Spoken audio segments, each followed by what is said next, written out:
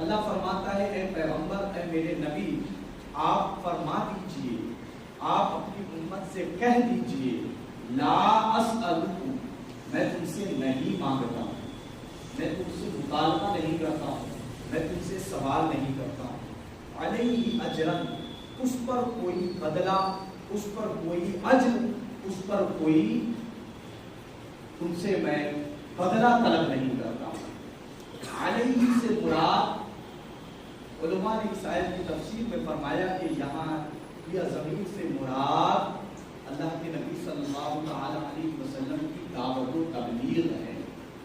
یعنی اللہ فرما رہا ہے کہ اے نبی، آپ اپنی امت سے فرما دیجئے کہ اے میری امتیوں، ہم نے تمہارے درمیان تبلیغ کی، تم تک اللہ کا پیغام پہنچایا، تمہیں قرآن جیسی لازوال دولت ہم نے دی، میری وجہ سے تمہیں ایمان کی دولت ملی، میری وجہ سے تم مسلمان ہوئے، اللہ کے بندے کہلائے گئے اور اللہ کے محبوب بندوں میں گردانے گئے۔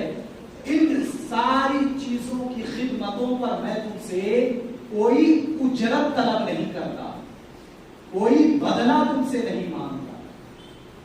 یعنی ہم تک جو ایمان کی دولت پہنچی، قرآن آیا، اس پر اللہ کے نبی ہم سے کچھ مطالبہ نہیں فرمائے، کچھ نہیں مانگ رہے ہیں، کچھ اس کا بدلہ نہیں چاہتے ہیں۔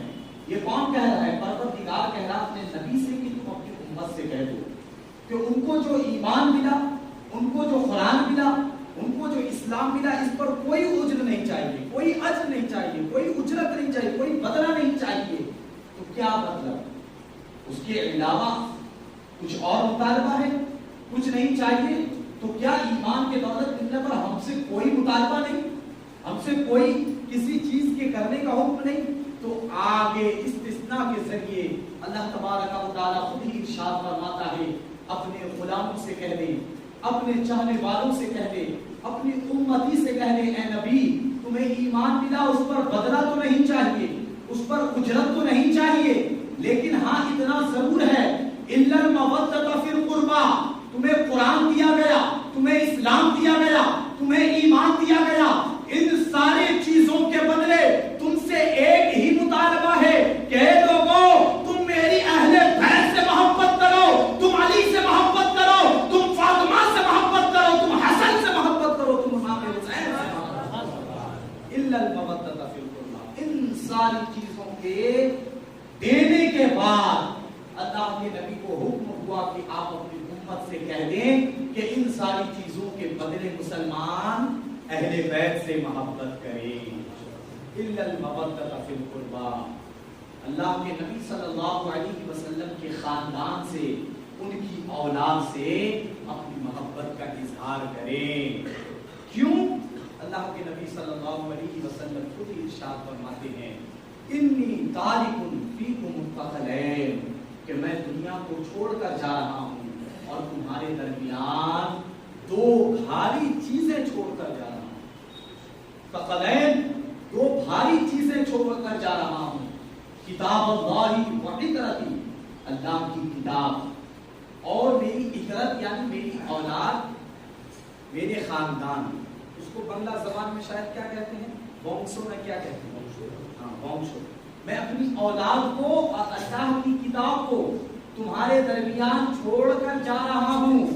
فَإِن تَمَسَّكْتُمْ بِهِمَا، اے میری امتیوں، اگر میرے بعد تم اللہ کی کتاب کو مضبوطی سے پکڑے رہے، میری اولاد سے محبت کرتے رہے، اللہ کی کتاب پر عمل کرتے رہے، میری اولاد سے اپنی محبت کا اظہار کرتے رہے، میری اولاد کی خدمت کرتے رہے، ان کی عقیدت و محبت سے اپنے سینے کو سرشار کرتے رہے، فَلَن تَضِلُّوا مِن بَعْدِي أَبَدًا، تو اے میرے غلاموں یاد رکھو، میں تو چلا جاؤں گا، لیکن اگر میرے جانے کے بعد بھی تم اللہ کی کتاب پر اور میری اولاد سے محبت کرتے رہو گے تو دنیا کی کوئی طاقت، دنیا کی کوئی چیز میرے جانے کے بعد بھی تمہیں گمراہ نہیں کر سکتی۔ فَلَن تَضِلُّوا مِن بَعْدِي أَبَدًا، میرے جانے کے بعد بھی دنیا کی کوئی چیز تمہیں گمراہ نہیں کر سکتی ہے۔ اللہ کے نبی صلی اللہ علیہ وسلم نے ہمیں اور آپ کو سب سے پہلے گمراہی سے بچایا. ہمارے آباء و اجداد کو ایمان کی دولت ملی, ان کے بعد ہم تک آپ تک یہ ایمان کی لازوال دولت پہنچی. پہلے ہم گمراہی سے بچائے گئے, لیکن بہت سے ایسے بھی ہیں کہ جنہوں نے گمراہی سے نجات پائی, لیکن اس کے بعد دوبارہ دیکھا گیا گمراہ ہو گئے. اور اس کی مثال میں آپ کو ایران اور فاران سے نہیں دینا چاہوں گا. آپ خود اپنے پڑوس میں دیکھیں گے نظر اٹھا کر تو آپ کو نظر آ جائیں گے کہ کچھ لوگ ایسے ہیں جنہوں نے کتاب اللہ پر عمل کو چھوڑا, کتاب اللہ کو مضبوطی سے نہیں پکڑا, اور اطرت رسول یعنی اولاد رسول کی محبت اپنے سینے میں نہیں جمائی. تو آپ نے اپنے ماتھے کی نگاہوں سے دیکھا ہوگا کہ ایک دن وہ مومن کہلا رہے تھے, آج ان کے اوپر مومن کا اطلاق نہیں ہو رہا ہے, بلکہ کبھی کہیں جماعت کے نام سے اور کبھی کہیں وہ فرقے کے نام سے پہچانے جا رہے ہیں. بات سمجھ میں آ رہی ہے؟ کیونکہ یہ ایسی قوم ہے کہ ان کا نام منبر پر اور مسجد میں لینا میں گستاخی سمجھتا ہوں, مسجد کی بے ادبی سمجھتا ہوں. اس لیے میں نام لے کر نہیں عرض کر رہا ہوں, آپ خود ہی سمجھ لیں کہ میں کن لوگوں کے بارے میں کہنا چاہتا ہوں. وہ گمراہ نہیں تھے, بعد میں گمراہ ہو گئے. اللہ کے نبی نے کیا فرمایا؟ فلن تضلوا من بعدی ابدا, میرے بعد تم کبھی گمراہ نہیں ہو. لیکن اس کے لیے ایک شرط ہے, اور عربی کا قاعدہ ہے اذا فات الشرط فات المشروط. جب تک شرط فوت نہیں ہوتا مشروط فوت نہیں ہوتا, لیکن اگر شرط فوت ہو جائے تو مشروط بھی فوت ہو جاتا ہے. یعنی شرط ختم ہو جائے تو اس شرط کے جو مشروط ہیں وہ بھی فوت ہو جاتے ہیں. اللہ کے نبی نے فرمایا فلن تضلوا من بعدی ابدا, میرے بعد تم ہرگز کبھی بھی گمراہ نہیں ہوگے. کب نہیں ہوگے؟ جبکہ فَإِن تَمَسَّكْتُمْ بِهِمَا, کتاب اللہ اور اطرت رسول کو تم مضبوطی سے تھامے رہو گے. یہ گمراہ نہ ہونا اس پر شرط ہے کہ ہم اور آپ کتاب اللہ کو اور اطرت رسول کی محبت کو مضبوطی سے تھامے رہے. اگر ہم کتاب اللہ کو چھوڑ دیں گے, اطرت رسول کی محبت یعنی اللہ کے نبی صلی اللہ تعالی علیہ وسلم کی اولاد کی محبت ہمارے سینے سے نکل جائے گی, تب یہ شرط جو ہے فلن تضلوا من بعدی کا, یہ شرط فوت ہو جائے گا. اور جب شرط فوت ہوگا, اطرت رسول کی محبت ختم ہو جائے گی, کتاب اللہ پر عمل بند ہو جائے گا, تو پھر اب ہمیں گمراہ ہونے سے کوئی بھی نہیں بچا پائے گا. اگر گمراہ ہونے سے بچنا چاہتے ہیں, راہ راست پر رہنا چاہتے ہیں, صراط مستقیم پر زندگی گزار کر ایمان کی حالت میں خاتمہ چاہتے ہیں, ایمان کے ساتھ اس دنیا سے رخصت ہونا چاہتے ہیں, تو کتاب اللہ کو بھی مضبوطی سے سامنا ہوگا اور اطرت رسول یعنی اولاد نبی کی محبت سے اپنے سینے کو مالا مال کرنا ہوگا, سرشار کرنا ہوگا. یہ اولاد رسول میں سے امام حسین رضی اللہ تبارک و تعالی عنہ بھی ہیں, جن کی شان میں قرآن اور حدیث کے اندر بہت ساری فضیلتیں آئی ہیں. قرآن کے اندر تو بالکل صراحت کے ساتھ نہیں ہے, لیکن حدیث رسول میں صراحت کے ساتھ امام حسین کی فضیلت آئی ہے. ان کے نام کے ساتھ اللہ کے نبی نے ارشاد فرمایا ہے, ارشاد فرمایا الحسین منی وانا من الحسین, کہ میں حسین سے ہوں اور حسین مجھ سے ہیں, اور جو حسین سے محبت نہ کرے فلیس منی, وہ مجھ سے نہیں ہے. امام حسین کی شہادت 61 ہجری 10 محرم الحرام عاشورہ کے دن ہوئی تھی. اس واقعہ کو, کربلا واقعہ کو آپ لوگوں نے بہت زیادہ سنا ہوگا. پوری زندگی کربلا کے واقعہ کو سنتے ہوئے آ رہے ہیں. اگر کربلا کے واقعہ کو بھی تفصیل بیان کیا جائے تو وقت کافی درکار ہے, لیکن جمعہ میں اتنے وقت کی گنجائش نہیں کہ کربلا کے واقعہ کے ایک ایک پہلو پر غور کیا جائے, ایک ایک پہلو کو آپ کے سامنے پیش کیا جائے. لیکن حتی الامکان میں 10 اور 15 منٹ کے اندر اپنی گفتگو کو ختم کرنے سے پہلے کربلا کے واقعہ کے کچھ روشن ترین پہلو کو آپ کے سامنے پیش کرنے کی سعادت حاصل کرنا چاہتا ہوں۔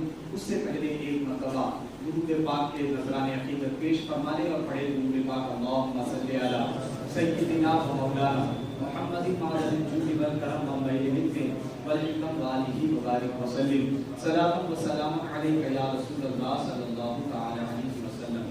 کل بعد نماز عشاء جتنے حضرات نماز میں تشریف لاتے ہیں جماعت کے ساتھ نماز پڑھنے کے لیے، ان کے سامنے میں نے کربلا کے واقعات کو رکھنے کی سعادت حاصل کی تھی۔ آج میں کربلا کے واقعات کو شروع کرنا چاہتا ہوں، اس سے پہلے آپ کے گوش گزار کر دوں کہ کربلا کے میدان میں جو امام حسین اور یزید ولید کے درمیان جنگ ہوئی تھی، لڑائی ہوئی تھی، معرکہ آرائی ہوئی تھی، یہ حق و باطل کے درمیان کی لڑائی ہے۔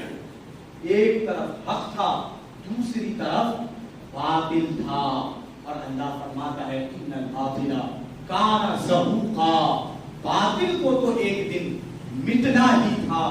امام حسین کربلا کے میدان میں اپنے ساتھیوں کے ساتھ پہنچے، حق کی لڑائی لڑنے کے لیے، مسلمانوں تک اسلام اور قرآن پہنچانے کے لیے۔ امام حسین تو شہید ہو گئے، لیکن آج بھی شہید ہو کر زندہ و جاوید ہے۔ کروڑوں کے دلوں میں امام حسین کی محبت ہے۔ آج ہر شخص اپنے بچے کا نام حسین رکھتے ہوئے فخر کرتا ہے، لیکن دنیا میں کوئی اپنے بیٹے کا نام یزید نہیں رکھتا ہے۔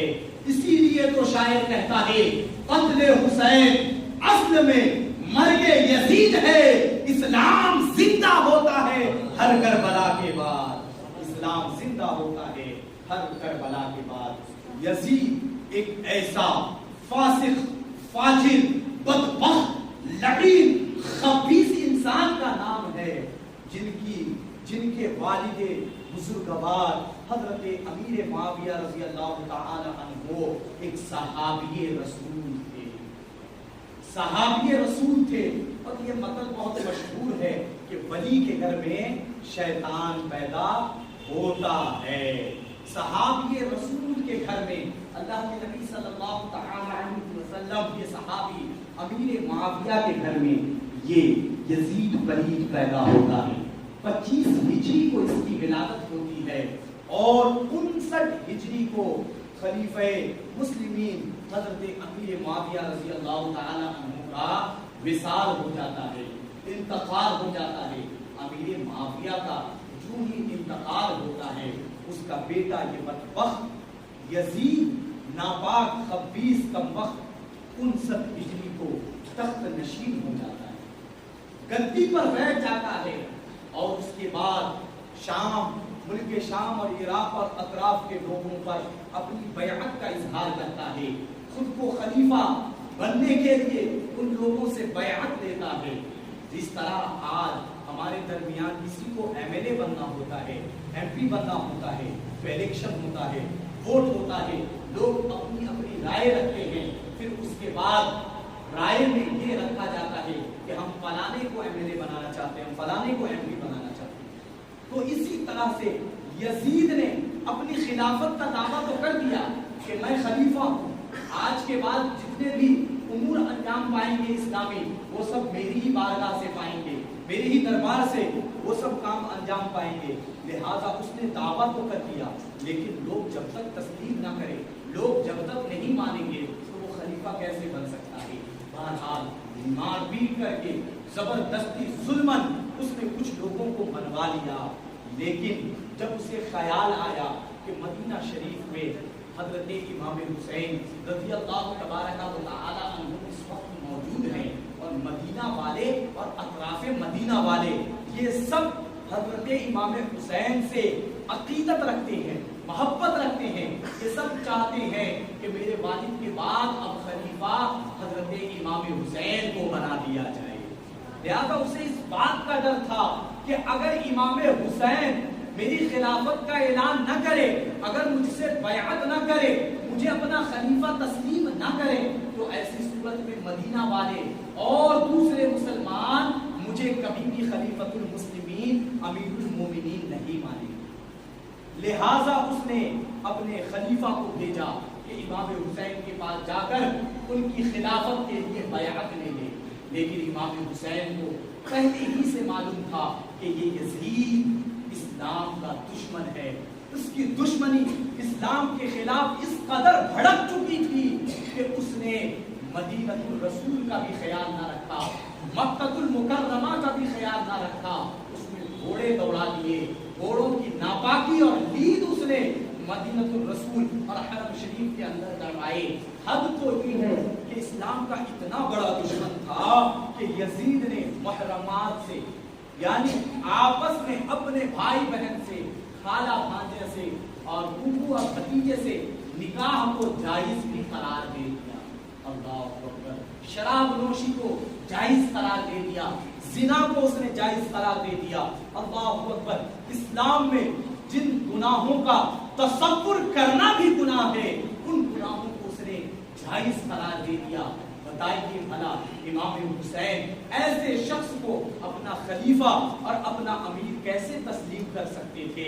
بتائیے بھلا یہ لڑائی حق اور باطل کی لڑائی نہ تھی تو اور کیا تھی؟ بہرحال اس نے بھیجا اپنے خلیفے کو اس نیت کے ساتھ کہ اگر امام حسین ان کی خلافت کو تسلیم فرما لے, اگر امام حسین ان کی بیعت کر لے, یزید کو اپنا خلیفہ اور امیر تسلیم کر لے, تو امام حسین کی آسائش کے لیے, ان کے آرام کے لیے, ان کی زندگی میں پریشانی نہ ہو, ان سب کے لیے یزید خود ہی ان کا حل کرے گا, ان کی پریشانیوں کو دور کرے گا.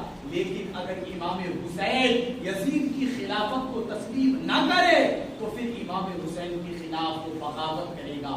بہرحال ایسا ہی ہوا. امام حسین نے اس کی خلافت کو تسلیم نہ کیا اور یزید نے امام حسین کے خلاف بغاوت کا علم بلند کیا, اور امام حسین کو نہ صرف بلکہ اہل بیت اطہار کے ایک ایک افراد کو یوم عاشورہ یعنی 10 محرم الحرام شریف کے دن کو کوفہ کے میدان میں, کربلا کے میدان میں اس طرح سے ظالمانہ شہید کیا, ظلماً قتل کیا. اللہ اکبر.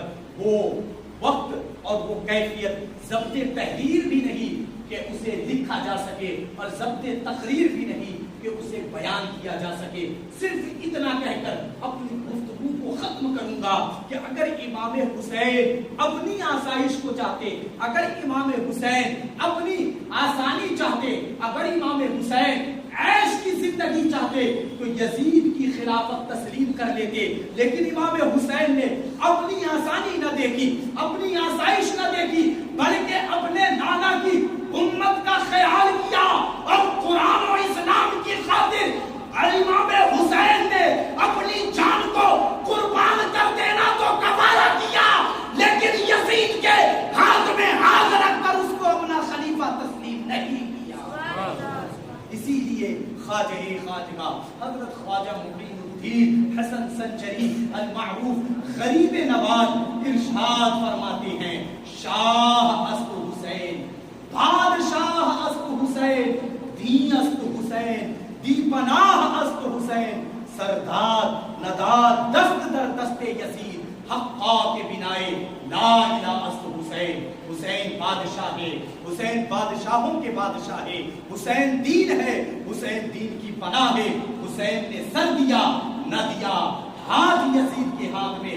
حق تو یہ ہے کہ حسین لا الہ الا اللہ کی پناہ ہے. وآخر دعوانا الحمدللہ رب العالمین. السلام علیکم ورحمۃ اللہ تعالی